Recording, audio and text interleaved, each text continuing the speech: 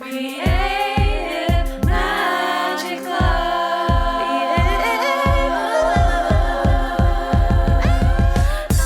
What's up? This is Sarah Mack and welcome to Creative Magic Club. Together, we'll discover inspirational stories of creative entrepreneurs living out their dreams, doing the work they are most passionate about, and building wealth in magical and fun ways. While building a six-figure income as a writer and coach, helping other women to launch their dream businesses, I've connected with so many incredible people and seen it proven again and again that you can thrive financially doing whatever it is you are passionate about. I'm here to share life-changing strategies for mindset, making money, and reaching more people with your work in a business and life filled with creativity, freedom, and fun.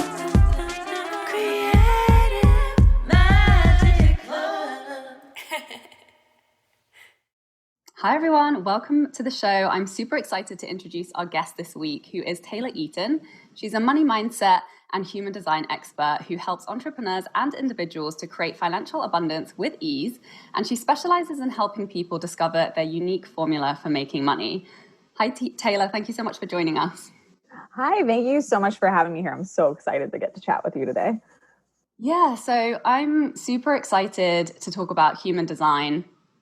I discovered it recently through Taylor, and it's been really eye-opening because I love how it kind of gives you an insight on how you work and how you don't work as an individual. And it's just really empowering to have, these types of reflection points as you're, trying to navigate a way to, like you say, do things more easily, make money more easily, enjoy your business because it just feels easier. So, but it's something that it's kind of a weird, complex, I know you call it, it's not like a science, but so I'm really curious, how you ended up being an expert in human design and money mindset. Yeah, it's been such a weird and kind of meandering journey to get to this point for me. I have been doing some form of mindset work for years and years and years, and without even really knowing what it was called for a long time. And then when I started a business, initially I was like, well, maybe I'll be a virtual assistant because I was looking for a way out of my office job. And then I started helping coaches with, being a VA for coaches. And then I was like, oh, they're really making an impact. I want to see what they're doing. And so I started being kind of a general lifestyle coach, that sort of thing. And then from there, it very quickly turned into being a mindset coach. And then it was, like a money mindset coach, because my money mindset was the thing I'd worked on the most, even before I started my business. And then from there, it became, much more of like, okay, now that I've figured out the business side of things, we're going to do business and money mindset coaching. And then the funny thing about human design was the way that it entered my life was actually the very start of my coaching business. And it took me almost 2 years, 1.5 to 2 years to actually embrace it and bring it into my business, because it was something that different people kept talking about. It's something that's been gaining more and more popularity in the last few years here. And it's a relatively new tool, new system, new spiritual modality, whatever you want to call it. And it came about in the 80s, and it's been gaining steam and momentum since. It's kind of really exploding now, especially in the spiritual communities and the coaching spaces. And really what drew me to it was people kept giving it to me. I remember the first time I heard it was a coach was like, do you know your human design? I was like, what is that? And she showed me this weird chart, and I was like, I have no idea what this is. And she was like, oh yeah, you're a projector, and that means this thing. And I was like, what is that? And I kept brushing it off. And then I had a coach I was working with on an ongoing basis, and she started getting into it and telling me about it. And it just kept being kind of shoved in my face. And it was something I kind of ignored a little bit, especially because I've always been someone, even though I do have the spiritual side to me, I'm very logic minded, and I was raised very much like, where are the facts? What's the science behind it? All that sort of stuff. And so for me to kind of adopt this whole system and kind of, which kind of is like a guidebook for how to live your life, was really outside of my comfort zone. But what kept coming up to me was people kept saying, oh, you're a projector. You're not really meant to be working all day. And that was the one thing that stuck with me, because I was working a 9 to 5. I was running my business on the side. I was exhausted. I was burned out. I was getting migraines every other weekend, just incapacitated in bed. And it was just, I didn't understand why I couldn't keep up with the rest of the world. And human design kept being that thing that was like, no, look at your design. You're not supposed to work as hard as most of the other people in the world. And this to me was the thing that was kind of the gateway. That's what got my attention. And the more that I started realizing that I didn't have quite as much energy as my husband did, who's a generator, or, all the coaches I was working with who were generators and manifesting generators, I was like, why can't I keep up with you guys in terms of how many hours of work I can put into a day? And I used to think there was something so wrong with me and that I wasn't trying hard enough or I was lazy. And what happened was when I actually started listening to these people and I actually started diving into human design, it gave me this huge permission slip because as a projector, if you don't know, human design doesn't really matter too much, but my design type, basically it says, I'm only really supposed to be doing maybe 3, maybe 4 hours of work a day. And at first, to me, this is my environment was like, okay, you're not going to make a lot of money only working 4 hours a day. But then I started realizing that it was such a relief to think, well, what if this is true? And so that was kind of the thing that started all. It was just that question of what if this is true? And from there, I started diving into human design. It started giving me all this permission to start running my business the way I wanted to and not the way that was being taught by the majority of coaches. And the more I embraced it, the more I started seeing results. The more I started seeing my income go up. The more I started seeing my income jump. I had this amazing jump at one point from 2K months to 20K months almost overnight. And then, found a way to kind of start maintaining that as it was ping-ponging up and down. And it all was done through human design with using the guidance that I was finding through human design. So I kind of became a believer over time. But like you said, I don't necessarily call it a science. A lot of people do say it's scientifically backed. I disagree. It's a spiritual tool. It's a tool, right? It's a system. It's a tool, and it gives you permission to be all of you. So that's how I ended up kind of bringing it into my business and diving into that rabbit hole. That's awesome. And I saw a training that you did in Nicole Santa's Wild Woman Collective, specifically around self-care and human design. And this is something I've heard you talk a lot about, which is, obviously the way that we take care of ourselves and the way that we work and the way we relate to our schedule and our activities obviously really varies a lot depending on all of our different types as human beings. And I love the way that particularly you kind of address this as a strategy in business. So I would love for you to talk a little bit about that and, how that has been really pivotal for you and obviously in the work that you do with your clients as well. Yeah, it's interesting because Nicole is one of the first people to actually ask me to talk about self-care and human design so directly. And at first I thought that's not my area of expertise. I do money, I do business and human design, right? And then I started thinking, I'm like, no, I really teach this all the time and I just haven't called it this, right? But you're right. With what I teach a lot of my clients is I look at their design and I try to normalize relaxation and self-care based on their design for them. And we don't look at it as this is something that you get to do once you've checked off everything on your to-do list, but instead we look at it as this is part of your business, just as important as all your sales pages and all your marketing strategies. You also need to be incorporating relaxation and self-care, things that replenish you. And the reason that I teach this from a human design perspective is that we all have different kind of levels of energy. Like I was talking about before, we all, based on our specific designs, have different, kind of different ways that we best rejuvenate ourselves and the way that we approach self-care. And so just like how I teach that there's no one size fits all solution for business, there's no one size fits all solution for human design either. But when you start honoring both those kind of parts of you that you need to take action in a certain way based on your design, and you also need to relax in a certain way based on your human design, and when you actually honor both those things, that's when you really come into living your design. That's when you come into alignment with how you're uniquely wired. And that's when everything comes together. And I always tell people, I say, you can't afford not to relax, whether that's taking a bubble bath. That's how it looks a lot of time for me, is just being in a bubble bath, no work, not reading, just relaxing. Or if that's, like going for a run, if that's what it is, relaxing or, replenishing for you, it doesn't so much matter. But what matters is that if you're not doing those things, you can't keep running on all cylinders, regardless of your design. And so that's kind of why I teach it. And honestly, those times when you're relaxed are when you get those hits of inspiration that leads to the $1 million idea for your business. Or those are the times when you can drop the worry and the stress and the hustle. That's when you kind of get recharged. And then when you do show up, you're so much more magnetic to your audience. And so this is how I kind of connect those dots for people, because a lot of people think self-care, relaxation is something that I earn, right? It's something I get when I'm done with the to-do list. But the thing is, being an entrepreneur, your to-do list is never done. There's always more you could do. And so you have to really embrace how you're designed to actually unplug, unwind, recharge, right?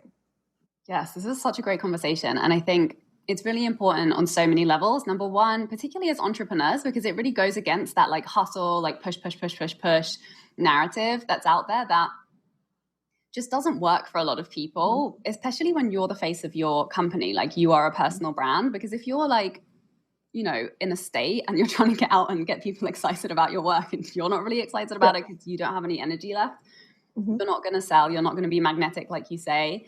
And also it just like proves that you don't have to sacrifice. We don't have to sacrifice our health. We live in a culture that like encourages us to sacrifice the health and well-being of our physical bodies and our emotional health. And all of those things have been, shoved away in, most working environments. And so it's really amazing to take a stand for that. And it's incredible how much fear there is involved around like, oh, you mean if I don't like hustle, then it'll still work out, and we really have to train ourselves to step back. And because why did we start a business in the first place, right? It's so that we have that freedom, so we don't have to make the sacrifices we don't feel comfortable making. And particularly as women who we're just conditioned to like give and feel like it's never enough and, stay busy and all of these just unsupportive behavior traits. So it really is a retraining process.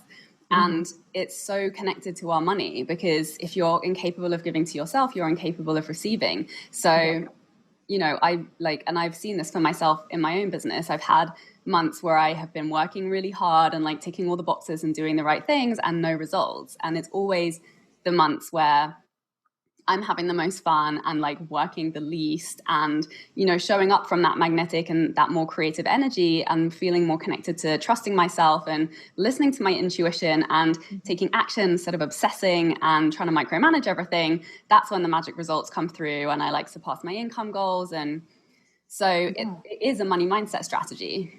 It is. And the one of the key words you just said there was trust, right? Because, when you're talking about it's hard, we do have that fear, right? It's so hardwired into us because that's what the mentality of the society we live in is. You have to make the money happen. You have to do the things. You have to be working to make the money come to you. But at the end of the day, we have to admit we actually don't have control over whether money comes to us or not. We can stack the deck in our favor. We can have strategies. We can be visible. We can reach out to people. We can do these different things. But then the day, you can't force someone to purchase from you as an entrepreneur. You can't force it to happen. And yet we like to think that we do on some level, right? That we have this control and that we can actually make people purchase or we can make the money come to us. But like you said, those months when you're like hustling and checking the box and you're like, I'm going to hit my income goal. And then money doesn't come through. It's because, like you said, you're not in the receiving mode. You're also just, you're trying to hold on to this illusion of control. And that's kind of the beautiful thing about human design is it takes you from placing your trust in that illusion and instead asks you to place your trust in yourself and in your, like you said, your intuition, or what I say in human design is it's your authority, right? The authority is kind of your compass for this is what feels right to me, or this is what feels exciting to me, or this is what makes sense to me. And there's different authorities in human design, but those authorities are what help us kind of navigate our way of saying like, this is the right next step for me. And this is the beautiful thing about human design is we all have different unique skills and talents and traits. And so if you're trying to copy what someone else is doing, where maybe hustling does work for them because they are maybe a generator or a manifesting generator who can just go all day. And so you see them online at all hours, maybe that works for them. But for you, if you're like me, a projector or maybe even a manifestor or a reflector, doing that isn't going to get you the same results because you have totally different unique skill sets. So the way that you're going to get to the money, the way that you're going to get to the clients and the success in your business is going to look entirely different from someone else. And the way that you find that is by learning to trust yourself, by learning to trust your inner guidance, which is your authority in human design.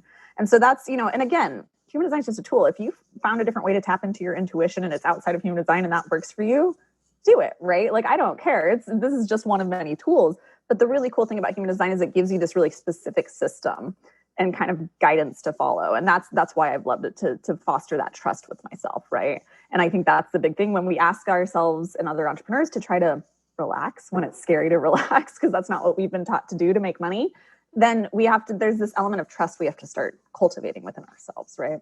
Right. Like it helps to retrain us from giving our power away to money and allowing it to be something that controls our emotions. And I just think it's so empowering, this conversation, that everybody is different.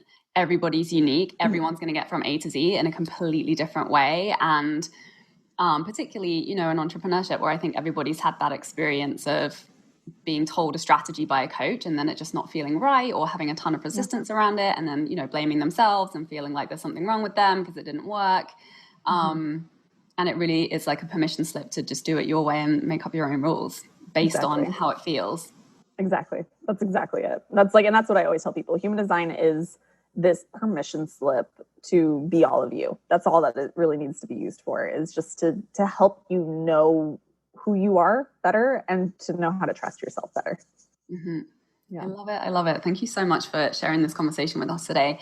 And tell us more about your work, like people who want to learn more about what human design is, or, what the kind of work that you do. What do you have? So what I typically do is I tend to work mostly with entrepreneurs, though I do work with some individuals who just want to change their relationship with money. But typically the work that I do, and there's all different sorts of ways I do this work and levels of support, but what I'm always typically doing is sharing insights into your design with you, and then kind of translating that into actual actionable items that you can take with you and you can implement into your life. Because I feel like the tool is only as good as the person holding it, right? So it's really about, I try to make human design really understandable and understand how you can look at anything either as something that's a limitation in your human design or as something that's a superpower. And so that's always what my approaches to human design is, always trying to do that. So I do, I offer private human design readings for entrepreneurs or just for individuals. I offer, group programs, masterminds, all those sorts of things. But really the whole goal of all of it is to try to encourage you to be all of you and to trust yourself and to see how unique and insanely valuable you are and your unique you-ness, because that's the really beauty of the human design system. Amazing. I love it so much. And where can people find you? You can find me at tayloreatoncoaching.com. I have tons of freebies and offers. You can book readings with me there. I'm also on Facebook at facebook.com/group/Taylor Eaton Coaching. That's my Wealth by Design Facebook group where I spend the most time. I'm also on Instagram at Taylor Eaton Coaching. So that's where you can find me. Amazing. Thank you so much, Taylor. Yeah. You are so welcome. Thank you for having me. Thanks everyone for watching. Bye. For more inspirational content, head over to my website withsarahmac.com and please support the show by liking, commenting, and subscribing.